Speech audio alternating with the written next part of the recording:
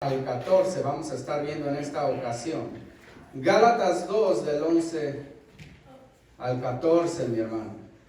Y en esta ocasión tendremos delante de nosotros uno de los momentos más tensos y dramáticos del Nuevo Testamento, mi hermano.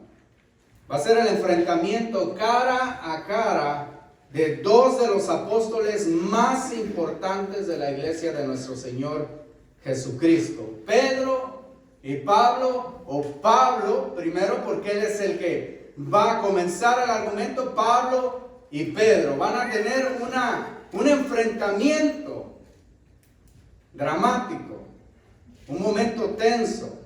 Los dos, mi hermano, simplemente para que sepan, los dos, Pedro y Pablo, o si quiere nombrar Pablo y Pedro, como usted se sienta cómodo, eran hombres salvados, llamados y comisionados personalmente por nuestro Señor Jesucristo. Ninguno de los dos es menos ni más que el otro.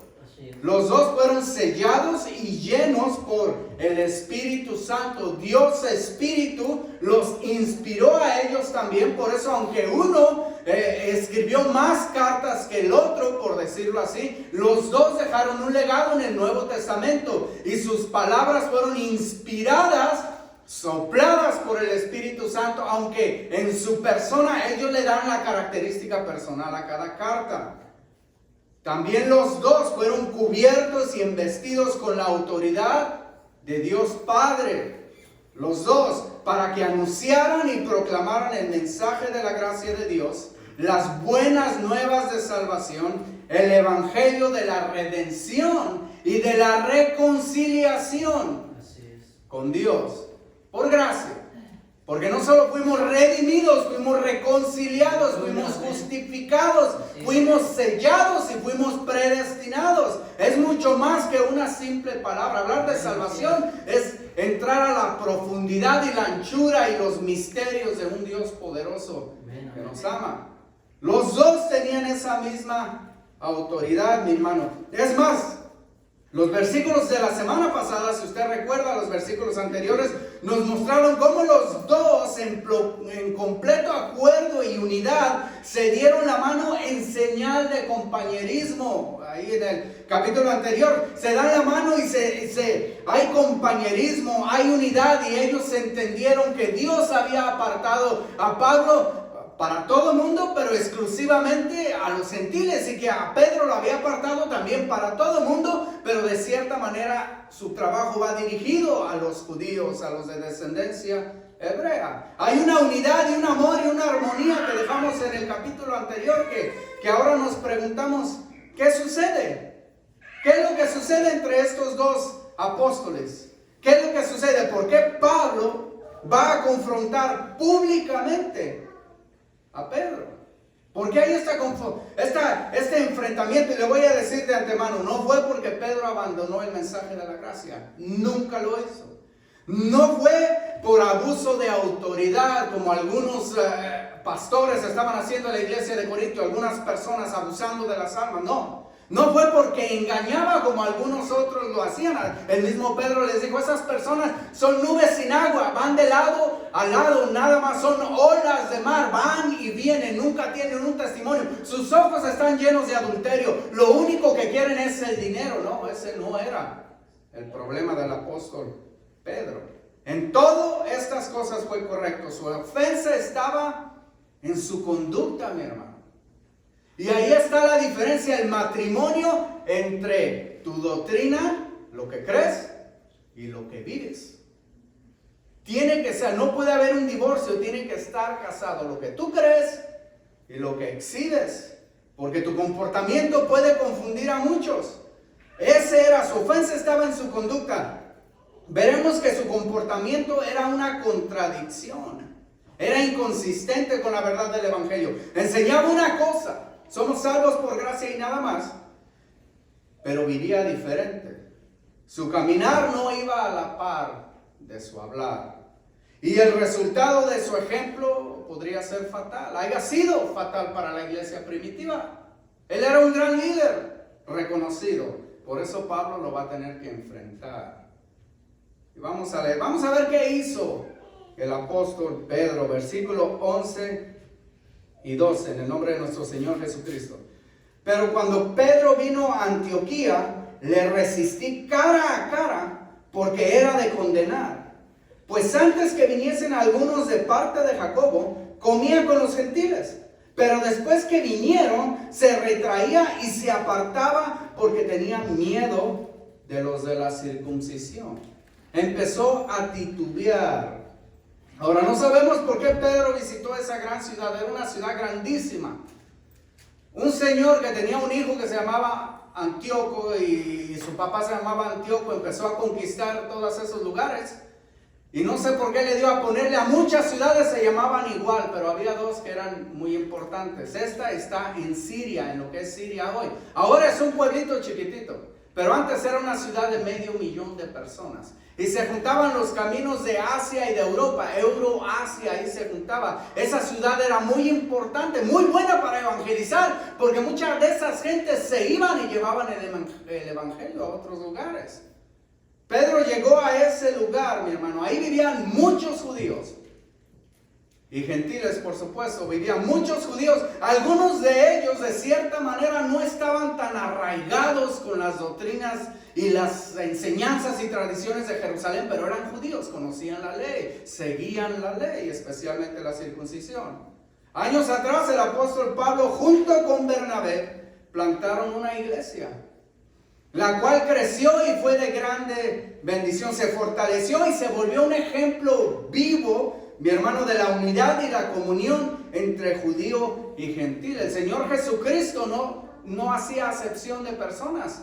Pero desafortunadamente en otros lugares así había. Los hermanos judíos se juntaban con judíos, los gentiles con gentiles, y a veces se hacían rivalidades. Hasta en los mismos judíos se recuerda que un problema del Nuevo Testamento fue cuando unos judíos vinieron y les dijeron a los apóstoles que las viudas, que también eran judías, pero helenísticas, tenían tradiciones griegas, no les daban el mismo trato, la misma comida, la misma ayuda que le daban a las judías que habían crecido en Jerusalén.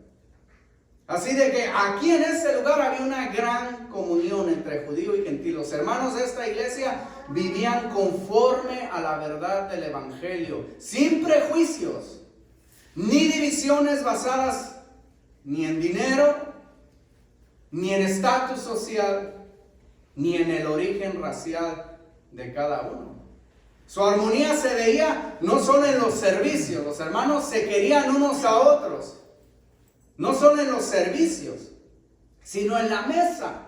Cuando comían juntos, en los agapes. No estaban separatistas, unos aquí y otros allá, no. Todos sentados se revolvían, hermanos de descendencia hebrea o judeo-cristianos, y también los hermanos gentiles. Y sobre todo se veía en la práctica de la comunión, una mesa, un solo Dios, una sola mesa, y todos los hermanos pasaban al frente. Ahora, no quiero que se le pase esto. En este día a nadie le interesa mucho. Solo queremos comer y acabar rápido, irnos. Bueno, eso era antes. Ahora quieren comer y estar viendo el celular y ya nadie pone atención a nadie, nadie le importa a nadie. Pero en aquel día, eso no es bueno, En aquel día, el comer era un momento importante en la vida de cualquier persona. En el Medio Oriente era, si usted se estaba juntando delante de Dios. Y era tan importante que era, si la persona con la que usted comía, usted lo estaba aprobando. Usted lo aceptaba, por eso metían ese pedacito de pan en el aderezo que todos comían y nadie le daba asco, se pasaban la copa y nadie se fijaba en los dientes del hermano. No, mejor yo no tomo, no. Había una unidad, pero no solo en la comida, sino en espíritu. Amén. Si usted comía con alguien, usted estaba aprobando todo lo que esa persona era. Por eso el Señor Jesucristo le decía, mira, come con publicanos y prostitutas. Obviamente no aprobaba el pecado, aprobaba a la persona y los estaba llamando al reino. Estaba demostrando que para el Señor no hay acepción de personas. Amén. Quizás ahora a veces comemos tan rápido. Hay un lugar allá en Nogales, harán buena comida, y sí la hacen, pero A veces tienen que llegar y esperar que se mueva una mesa. Y yo con el estilo gringo que tengo, a veces estoy desesperado porque no hay permiso. Y luego se van levantando y ya lo sientan a uno, y a veces son 2 y la mesa es de 6 y están otros acá bien hambrientos, y a veces le preguntan, ¿puedo sentarme en su mesa? Y por la mayoría dicen no. Y por ni modo, allá están los otros esperando. Aquí no. Quizás aquí todos se sentaban, todos comían juntos. El apóstol Pedro llegó, él ya había entendido, ya Dios le había hablado que los gentiles también van a heredar el reino de Dios. Ya lo había entendido, ya lo había aprobado, ya lo había defendido. Y llega y se encuentra esto y él come a gusto, le gusta ese lugar. Pero al llegar, dice ahí, hubo un problema. Llegaron varios cristianos de origen hebreo de Jerusalén, dice de Jacobo, que es en realidad Santiago. No dice que Santiago los envió, no dice que Santiago esté de acuerdo. Es una manera de decir, se juntaban en la iglesia en la cual era líder el hermano del Señor Santiago. Llegan de ese lugar, ellos traen una agenda, nadie les dijo que la trajeran, ellos lo hacen porque quieren. Estos hermanos quizás eran salvos, no vamos a decir que no eran cristianos. A otros ya el apóstol Pablo les dijo falsos hermanos, porque solo venían a espiar y a dividir. Pero estos quizás, quiero que entienda esto para no juzgarlos tan duro. La mayoría de ellos quizás eran fariseos antes, y estaban tan acostumbrados a la ley ceremonial que cambiar radicalmente algo les iba a costar trabajo. Para ellos era muy importante las tradiciones, aunque ya habían creído en Cristo, no habían entendido. Por eso el escritor de Hebreos les manda una carta y les dice, les quisiera decir cosas más, pero todavía están en los rudimentos antiguos. Todavía discuten por bautizos y lavamientos y esas cosas. Yo quisiera enseñarles más, pero no lo puedo hacer porque ustedes se aferran a las tradiciones. No los condena, no dice que no son salvos, simplemente dice, nunca van a crecer, son inmaduros. Y estos quizás esa era su debilidad, mi hermano. Crecieron en un lugar bastante estricto y por eso seguían, aunque ya habían creído en Cristo, apoyaban y practicaban aún la ley ceremonial. Y donde quiera que iban, querían imponer sus tradiciones. Aunque se decían cristianos, no se juntaban con los gentiles, ni tampoco querían participar con nadie que no guardara la ley de Moisés. Especialmente, no comían con esas personas. Ahora, cuando llegaron estos, de seguro dijeron, ya va a estar el apóstol Pedro, ese es de nosotros. Llegan y Cefas lo ven comiendo con los gentiles y lo empiezan a mirar con coraje. Y entonces, ¿qué es lo que hace Pedro? Pedro se empieza a sentir incómodo y empieza a darle miedo la actitud de ellos. Empiezan a mirarlo con desagrado y con condenación a él y a todo judío que comía con los gentiles. Y Pedro, al ver su reacción, tuvo miedo de ellos.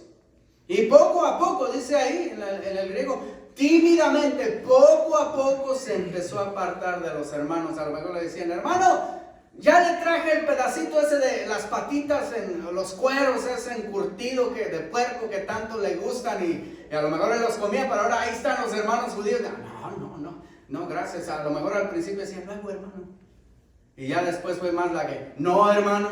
Y ya después fue más la que, hey, ¿qué le pasa si yo no como esas cosas? Y empezó a apartarse de los hermanos gentiles. Completamente. Llegó al punto que se apartó completamente. ¿Por qué Pedro hizo algo así, mi hermano? Él ya había entendido esto. ¿Se acuerda que cuando estaba en Jope, el Señor lo llamó primero en la ciudad de Jope, que es precisamente donde también nació Jonás? No sé si vienen siendo parientes, por eso el Señor le dice, Pedro, Bar Jonás, le dice, hijo de Jonás. No sé si sea por lo mulo, el carácter que tenían los dos, o porque venía el linaje ahí. No sabemos, pero quién sabe. Si hay varios Bar Jonases aquí, no me diga, no me mire, no se crea. Pero él está en un sueño, tiene mucha hambre, y en ese sueño Dios le puso que desciende en un lienzo varias comidas que los judíos no comían. El Señor le dice, levántate y come. Él dice, no, porque yo nunca he comido cosa común. Le vuelven a decir lo mismo 3 veces, como que le gustaba a Pedro que le dijeran 3 veces las cosas, como algunos niños en la casa le dicen, otra vez, y otra vez, y el Señor le dice 3 veces, lo que yo he limpiado, no lo llames común. Así es. Y después llegan y se lo llevan a la casa de un gentil. El Señor le está diciendo, los gentiles también son salvos. Y si yo los he redimido por la sangre del Cordero de Dios, igual que tú, son exactamente limpios y santos. Y cuando Él llega, empieza a predicar. Y también que llevaba trazado su sermón. ¿Y sabe qué hizo esa gente irrespetuosa? Lo interrumpieron. Pero ¿sabe cómo lo interrumpieron? A mí me gustaría que me interrumpieran así. Cayó el Espíritu Santo y los hermanos empezaron a ser llenos, gentiles, de la gloria de Dios. Y Él dice, bueno, ¿cómo me voy yo a oponer? Si el Espíritu Santo ya demostró que Dios los ama, ¿cómo me voy yo a oponer a eso? Sí. Y luego cuando trajeron comida para celebrar, pues Él también se sentó. Y cuando alguien, un chismoso, lo vio y empezó a criticarlo, digo, mi hermano, si Dios lo ha aprobado, ¿quién eres tú y yo para desaprobar lo que Dios ha hecho? Él ya sabía eso y lo defendió muchas veces. Pero aquí, ¿por qué hace eso? Bueno, ahí dice en esa palabrita, pues porque tuvo miedo, mi hermano. Tuvo miedo de los de la circuncisión. Tuvo miedo, mi hermano. ¿Qué es lo que dice en el libro de Apocalipsis? Hay una palabra ahí que está media dura. En toda la inmundicia de pecadores que menciona así, dice unos. Dice, los cobardes no heredarán el reino de Dios. Hay mucha gente que no acepta a Jesucristo por miedo a lo que opinen los demás. Si alguien está en esa situación, miedo te debería estar parado delante de un Dios que es fuego consumidor y que te puede condenar por toda la eternidad. A eso le deberías tener miedo, no a los parientes o a los amigos que se burlarían de ti si aceptas a Jesús. Tuvo miedo, no fue falta de conocimiento, ya lo sabía, no fue que no entendía la palabra, ya lo sabía, fue falta de valor. Y en el versículo 3, en la primera palabra, nos dice la actitud que empezó él a tomar, dice, y en su simulación, empezó a simular. Él tenía la convicción de que todos son salvos, pero empezó a simular como que no era cierto. ¿Sabe cuál es la palabra simular en griego ahí? La tradujeron simulación, pero es hipócrisis. Esa es la palabra que está ahí. Quizás algunas versiones digan, y en su hipocresía. Porque es la palabra hipócrisis. Ahora, como a mucha gente le gusta mucho usarla. Hipocresía, mi hermano, en aquel tiempo se le decía a los actores. Porque usaban 2 caras. Eran 3 o 4 actores y hacían 5 o 6 personajes. Entonces, ¿qué es lo que hacían? Se ponían una máscara. Estaba prohibido que las mujeres actuaran, así de que a alguno le tocaba salir de mujer, se ponía una máscara de mujer. Entonces decían, ese es un hipócrita, tiene 2 caras o más. Delante de unos es una cosa, delante de otros es otra. Y lo que está diciendo de Pedro es que está fingiendo ser lo que no es. Está fingiendo que es de esos judíos de la circuncisión, cuando en realidad él conocía que la salvación era por gracia. Él sabía que la ley ceremonial ni salva ni es necesario para seguir viviendo la vida cristiana.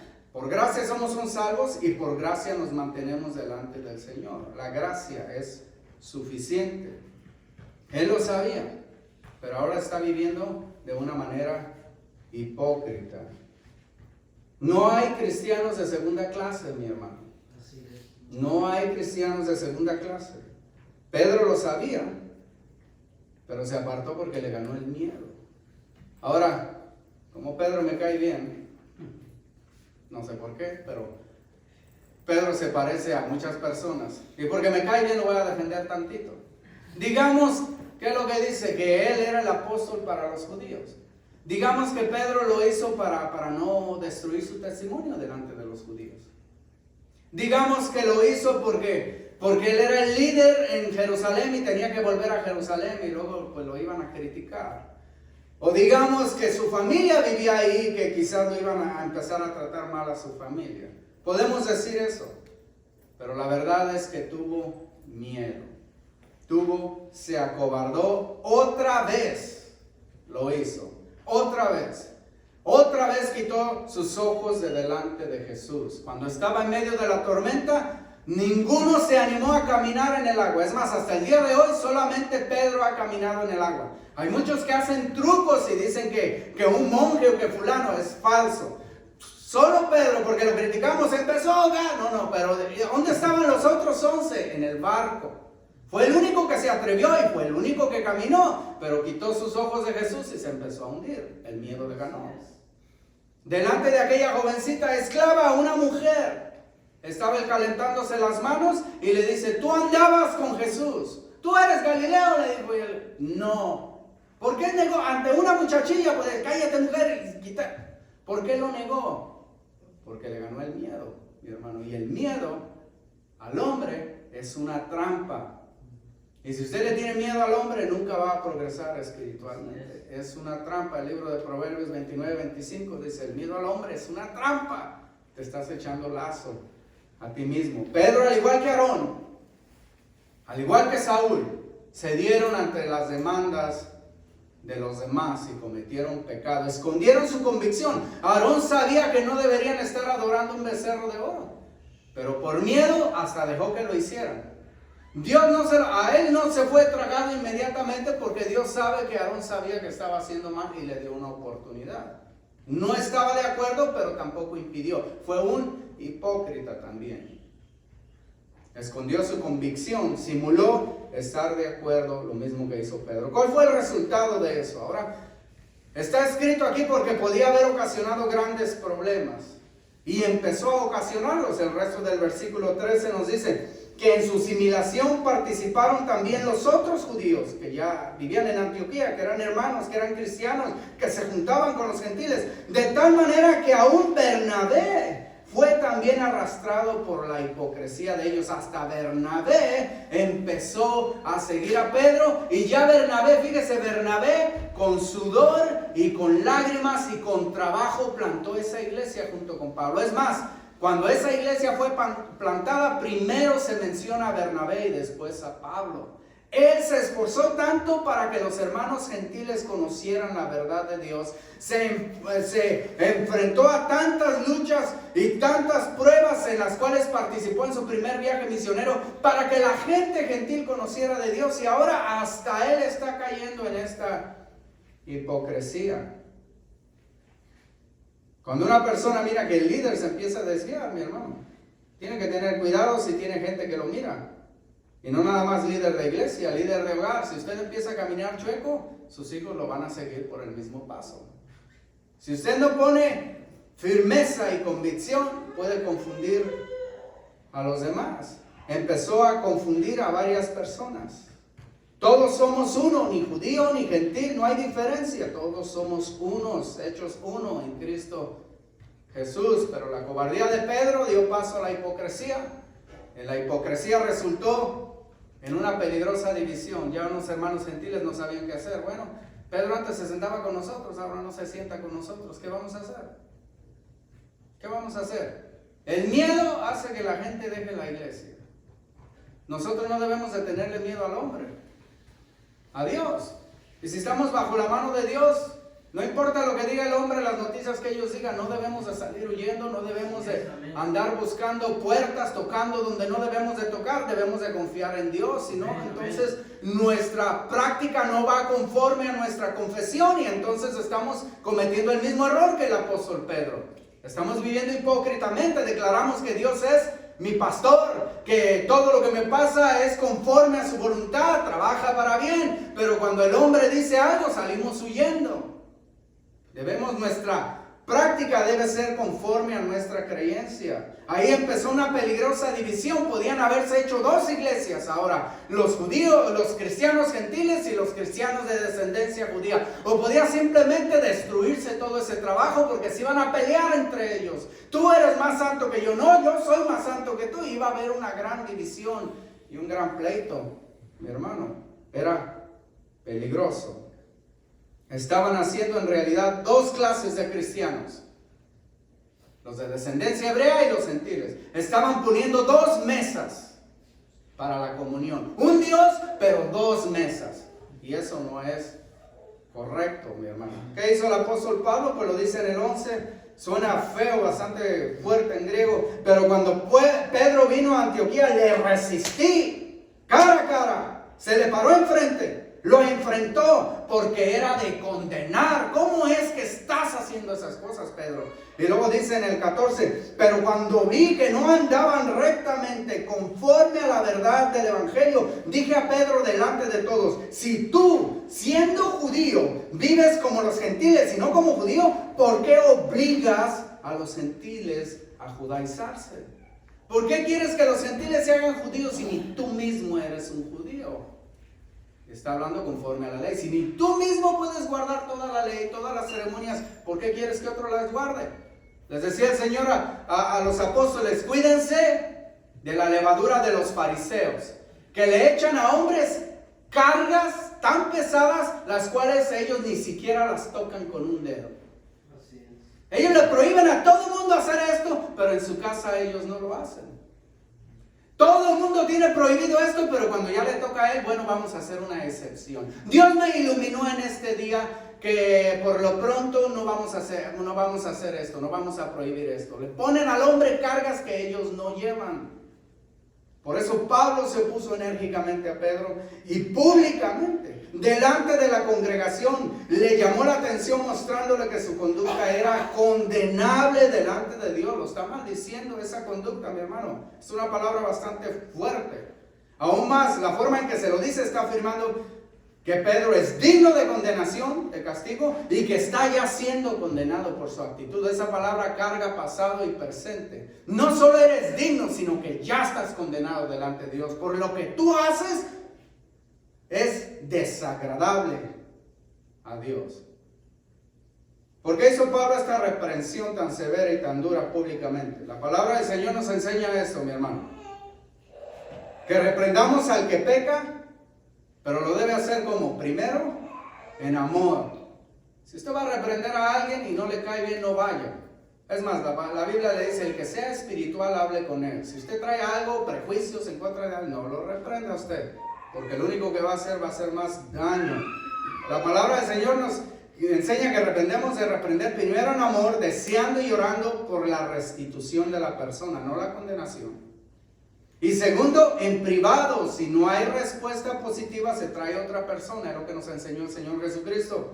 Trae otra persona de testigo, otras personas para que hablen con él. Y solo después de intentarlo varias veces y entre la indiferencia y el espíritu rebelde del hermano pecador, es que se le llama públicamente. Si una persona está cometiendo pecados que afectan y ya le hablaron, ya le dijeron, después de varios testigos de tratar por él, personas espirituales que buscan su bien, si él no quiere, entonces se le llama públicamente. Y en casos extremos se corre a esa persona de la iglesia.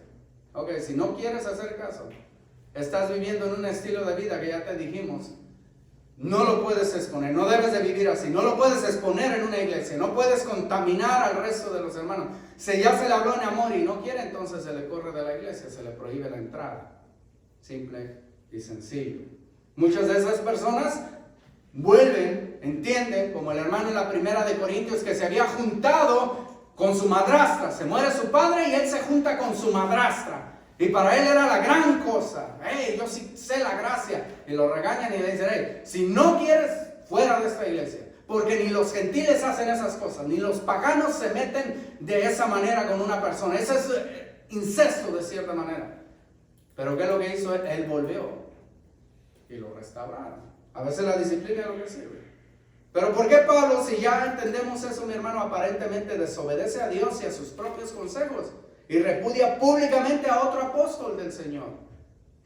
¿Acaso era muy vanidoso Pablo que quería lucirse? ¿O acaso era un exhibicionista? ¿O mucho orgullo o rivalidad? Hay gente que le gusta simplemente por rivalidad o un espíritu de contienda. La respuesta es definitivamente, enfáticamente no. Lo hizo para proteger, él mismo lo dice ahí, la verdad del evangelio. Lo hizo para proteger la integridad y la pureza del evangelio, mi hermano. Por eso lo hizo, por eso. Y como fue un pecado público que podía tener consecuencias desastrosas públicas, tuvo que hablarle públicamente. Y no lo hace por intimidar o por presumir, lo hace por proteger el Evangelio. ¿Y cuál es la verdad y la pureza del Evangelio? El versículo 16 lo dice, lo vamos a ver después, pero dice, sabiendo que el hombre no es justificado por las obras de la ley, sino por la fe de Jesucristo, nosotros también hemos creído en Jesucristo para ser justificados por la fe de Cristo, y no por las obras de la ley, por cuanto por las obras de la ley nadie será justificado. Esa es la pureza del Evangelio. La salvación es por gracia, no por obras, no por la ley. Puedes guardar todos los rudimentos de la ley, pero si no aceptas a Jesucristo, no crees en Él, no declaras que Él es tu Señor y Salvador, estás perdido. Por la ley nadie ha sido justificado. Los hermanos judíos que se apartaban de los gentiles, dice, no andaban rectamente. En el cuarto, cuando dice ahí, no andaban rectamente, es la palabra ortopreín, que viene de la palabra ortopedia, ortopédica. No están caminando derecho, están caminando chueco. Cuando te desvías de la verdad del Evangelio, estás caminando chueco. Y lo único que resulta, confusión, división, pero sobre todo estás cambiando el Evangelio. Pablo, mi hermano, quiero que entienda, no odia a Pedro, porque algunas personas dicen que desde entonces se dividieron. No, no es así. Ni odia a Pedro, ni a los demás hermanos judíos, ni repudia a la persona de Pedro, pero sí a la inconsistencia de su conducta. No es a Pedro. De la misma manera, Dios no odia al pecador, pero sí odia al pecado. Así de que cuando le hablamos a una persona, o cuando hablamos de cierto pecado, podemos hablar con coraje del pecado, pero no del pecador. Porque aunque esté falto, él también, al igual que usted, fue hecho a la imagen de Dios. Y hay algunos que han borrado esa imagen más que otros, sin embargo, ahí hay vestigio de Dios. Así de que Dios no lo odia, pero lo va a juzgar si no viene arrepentido. Es así de simple. No repudió a la persona, sino la forma en que estaba viviendo. Lo que a Pedro le faltó, Pablo tenía en abundancia: valor e integridad. Y sin temor a la oposición, sin temor a estar solo en su convicción, denunció y condenó. Y hasta le dice, hey, si tú eres judío, pero ni tú vives como los judíos, tú vives como gentil, ¿cómo vas a imponerle a otro? ¿Por qué quieres que otros se hagan judíos, Pedro? Por eso lo está reprendiendo. Hipocresía. Está haciendo que la gente crea algo que ni él mismo cree, y quiere echarle cadenas que ni él mismo carga. ¿Por qué imponer a otros algo que, aparte de no ser bíblico, ni siquiera tú lo haces, Pedro? ¿Por qué quieres hacer una doctrina de algo que ni siquiera tú cumples? Mi hermano, ¿cuánto daño se ha hecho? ¿Cuántas divisiones se han creado en las iglesias? Porque gente impone sus reglas y convicciones personales. Y le da un tinte, ahí usa versículos fuera de texto, fuera de contexto, le da un tinte bíblico y habla con autoridad como si fuera la gran cosa. ¿Cuántas personas, mi hermano, han sido destruidas porque estas personas ponen convicciones personales y obstruyen la gracia de Dios Altísimo? Que Dios nos libre, mi hermano, de estorbar. Así es. La gracia de Dios. Nosotros debemos ser embajadores, instrumentos facilitadores de la gracia de Dios a las almas nuevas. No imponerles piedras, impedirles el camino, cerrarles la puerta si no lo hacen conforme a como yo quiero. Así es. No es así, mi hermano. ¿Cuántos devalúan el sacrificio sacrosanto del Cordero Redentor poniendo cosas ahí? Como que Cristo no dijo consumado es. Como que Cristo no dio el pago total de los pecados, no solo míos, sino de usted y de todo el mundo.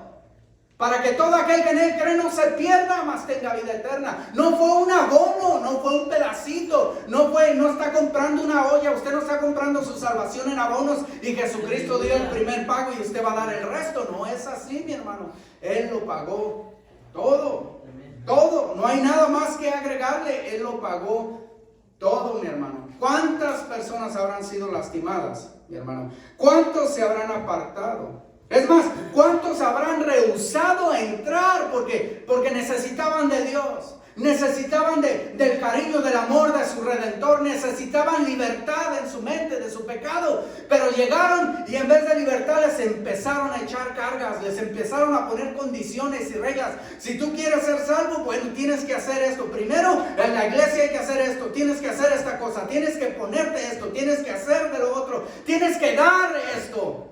Y la gente simplemente se fue herida y sin haber conocido a Dios. O lo que vieron de Dios no es la imagen de Dios, es la imagen, la ideología de una persona. ¿Cuántos habrán sido lastimados, mi hermano, cuando les ponen una lista y le dicen, si tú no la puedes hacer, tú no eres suficiente? ¿Cuántos habrán sido lastimados ya porque el hermano o la hermana tiene una convicción y quieren forzar a otra persona a llegar a ese nivel? Y te dicen, si no lo logras, no eres digno de sentarte en la mesa del Cordero. ¿Cuántos se habrán ido de las iglesias lastimados de esa manera? ¿Cuántos se habrán apartado? Porque les impusieron eso de pedir a veces cooperachas y le dicen, esta familia tiene que dar tanto, Dios me lo dijo, y esa persona no tiene ni para sí mismo y lleva esa carga, ese luto, esa pesadez, ese dolor, y a veces porque no puede dejar a su familia sin comer, simplemente ya no vuelve a la iglesia. ¿Cuántos, mi hermano, habrán sido lastimados? Porque no hubo alguien que con valor se levantara y mostrara que el que le agrega la doctrina de salvación es digno de condenar. El que le pone a la doctrina de salvación son de condenar, le dijo el apóstol. Ahora nadie debe de usar este ejemplo de Pablo aquí para interrumpir la paz de una congregación o para dividir solo por cosas triviales. Él lo hizo para defender la verdad del evangelio, no para defender, hermano, yo quiero hablar porque el otro día me sirvieron mi plato al último. O quiere hacer otra cosa así. Dividir la iglesia. Cada quien tenemos convicciones personales. Y que bueno, debe de ser persona de convicción. Pero a veces no son cosas doctrinales. Y no debe de atacar a alguien solo por esas cosas. Mi hermano, mucho menos públicamente. Ya dijo el Señor, si esa persona ha pecado, si te ha ofendido, habla con él en privado primero. En privado primero. Hay que respetar y orar por los que caminan delante de nosotros, delante de Dios. A veces hay lugares donde parece que el pastor es la piñata, todos le quieren tirar. Yo sé que hay lugares donde los pastores creen que todas las ovejas son esclavos, los cuales deben de pisotear. Pero hay lugares donde creen que el pastor es la piñata, todo mundo le tira. No, debe de respetar. No le conviene a usted un predicador enojado, no le conviene, mi hermano. No le conviene un carnalón hablando de todos los defectos. Es lo que dice el apóstol Pedro, ora por ellos, para que no estén renegando y enojados cada que tengan que cuidarlos a ustedes, porque no les conviene a nadie.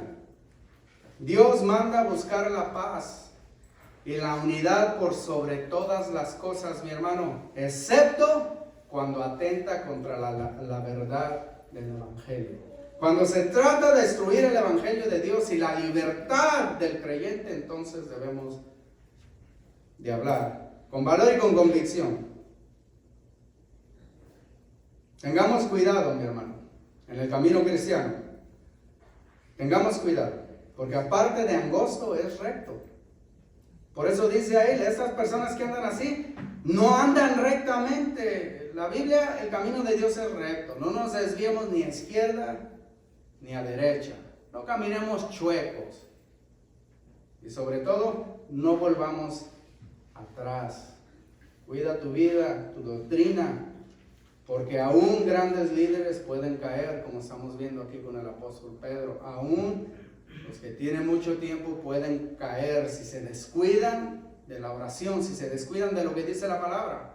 Si se descuidan de la convicción, entra la cobardía, y la cobardía y el temor al hombre, el querer quedar bien con la gente, nos puede hacer caer. Pedro era de condenar porque él ya sabía y conocía la gracia de Dios. No los hermanos quizás que venían de allá. A eso se les debió de reprender y instruir. Si no querían hacer caso y decían, me salgo de esta iglesia, pues que se salgan. Y si decían, hacemos otra iglesia, pues que la hagan. Pero Pedro debió de tener convicción y ponerse firme. Él sabía que estaba haciendo mal y aún siguió haciéndolo. Por eso es que su actitud era de condenar. ¿Qué debemos de hacer, mi hermano? Hay que mantenernos firmes en la convicción del Evangelio, en la libertad a la cual Cristo nos llamó. Aún cuando nadie nos quiera apoyar. Pablo estaba solo en ese momento, pero se puso firme. Y nosotros cosechamos esa convicción. En la iglesia de Cristo es cierto que hay autoridades, mi hermano, y hay un orden que se deben de respetar. Sin embargo, delante de sus ojos todos somos igual. Se respeta el orden, se respeta lo que Dios, las personas que Dios ha dispuesto, pero delante de los ojos del Señor todos somos igual. La gracia de Dios significa que no hay cristianos de segunda clase, mi hermano. Mucho daño, muchas divisiones, muchos dolores. Le recomiendo, si tiene algo contra su hermano, siga el consejo bíblico. Hable con él. No deje que algo simple, lo vimos la semana anterior, que algo simple se vuelva algo grande y luego cause división y rencor. A veces una simple confusión de palabras puede causar un rencor por mucho tiempo. A Dios no le agrada eso. Se ha esforzado muchas veces en demostrarnos ahí en Gálatas que a Él no le agradan las divisiones. Una iglesia dividida, donde no hay unidad del Espíritu, Dios no trabaja. Un corazón lleno de rencor, Dios no trabaja. Si te interesa que Dios oiga tus oraciones, ponte bien, ponte en paz, pide perdón. No esperes que te lo pidan a ti, pide perdón. Sé más grande, sé como Jesús. Ahora, ¿qué es eso de que no hay cristianos de segunda clase, mi hermano? Fíjese, le voy a contar. No sé de esa gorrita que sacaron de que América algún tiempo fue muy grande. Todos los países tienen esqueletos, huesos en el closet. Y no sé qué época ese país fue mejor que ahora, no lo sé. De dónde sacan ese dicho quizás, pero en ese país hubo esclavitud. Aquí está resolviendo Gálatas, hay un problema entre judío y gentil. Santiago nos habla porque hay problemas de clases sociales. Llegaban los hermanitos pobres, que yo creo a ver si les tocaba un cafecito, una donita gratis. Llegaban primero a las iglesias donde estaba Santiago, pero luego llegaban los ricos. Ellos, solo había unas cuantas bancas en las sinagogas. Llegaban los ricos y quitaban a los pobres y los sentaban atrás. Y les daban el lugar a los otros que llegaban tarde porque eran ricos. Ahí dijo el apóstol, la iglesia a veces hace diferencia, acepción de personas debido al dinero. No debe ser así. No debe ser así. Ni a la clase social, ni si son hombres o mujeres. No debe ser así. Pero mucho menos de razas, mi hermano. La iglesia, una denominación grandísima, Southern Baptist. Todo el tiempo esos hermanos predicaban la palabra de Dios y tenían esclavos. El seminario que ellos tienen, grandísimo, fue construido por medio del trabajo y la sangre de esclavos. Y estaban predicando en la guerra civil de este país. Se hizo grandemente porque la iglesia de ese lugar, Southern Baptist, no determinó y dijo que la esclavitud es deshonrosa a Dios. Sino más bien dijeron que porque descienden de Cam, falso, ellos deberían ser esclavos porque Dios maldijo a esa raza. No dice ni de qué color eran, ni tampoco está hablando de la gente de África. Pero ellos se justificaron y se peleaban con otros hermanos que les decían tener a otro ser humano de esclavo es contrario a la palabra de Dios. No les importó. Se derramó mucha sangre. Hay una foto ahí dramática de un hermano, de un esclavo, no sé si era hermano, que está su espalda llena de cicatrices, cientos de cicatrices. Y lo único que dice ahí es, ¿Am I not a brother? ¿Que yo no soy un hermano? Quizás se refiere a la raza humana. Sin embargo, nos habla. El racismo no tiene lugar en la iglesia. Los Southern de presbiterianos, ellos cuando celebraban la mesa del Señor, cuando hacían la comunión, no la hacían tan seguido, pero le daban a cada persona que iba a participar una moneda de plata. A los hermanos de raza negra les daban un pedazo de fierro común. Y no podían pasar hasta que no acabaran los blancos. Delante de la cena del Señor. Decimos que Dios nos lavó a todos y hacen diferencia. Y si los dejáramos allá, bueno que nosotros no somos así. Qué bueno que nosotros no escogemos a ciertas personas y nomás nos sentamos con ella y nunca le hablamos a los demás. Qué bueno que nosotros no tenemos dificultades con otros hermanos mientras alabamos aquí a Dios, ¿verdad? Qué bueno que no es así. Pero si es así, mi hermano, Dios nos va a juzgar. Seamos mejor que esos hermanos de la antigüedad. Seamos como Pablo. Seamos convencidos de que delante de Dios todos somos igual. Y amémonos los unos a los otros. No porque se oye bien. Y lo voy a decir así con las manitas, así como lo hacen muchos. Amémonos los unos a los otros. No porque se oye bien, sino porque Dios lo manda. No hay ninguna condenación para aquel que está en Cristo Jesús. No hay ley contra aquella persona que ama a su prójimo. Contra tales cosas no hay ley. Si tú amas a tu prójimo como a ti mismo, seamos mejor que ellos, mi hermano. No discriminen. Porque el hermano tiene menos educación o porque la ropa es diferente. Yo sé que usted no lo hace así. Pero si lo hace, si usted decide conversar con alguien porque se ve más guapo o guapa de acuerdo a tus ojos, o porque se viste mejor o eso de acuerdo a tus ojos, o porque crees que es más tonto de acuerdo a tus ojos o más listo, estás mal. Delante de Dios estás mal. Mantengamos la unidad en un mismo espíritu. ¿Quiere ser bendecido? Saque todo el rencor de su corazón. Quiere que Dios le escuche, quiere prosperar, porque a veces no hay prosperidad espiritual, me refiero, no estaba hablando de dinero. Si quiere más dinero, trabaje, no sé qué. ¿Por qué a veces no hay prosperidad espiritual? Porque tenemos un montonal de cochambre ahí que no queremos sacar. Así de sencillo. Hay veces que la persona ni se acuerda de ti, tú ahí lo tienes sujeto y sujeto. No. Ven limpio delante del Señor, limpio delante del Señor. Señor, yo quiero ser como tú. Yo quiero ser. Vamos a ponernos de pie, mis hermanos. En ese espíritu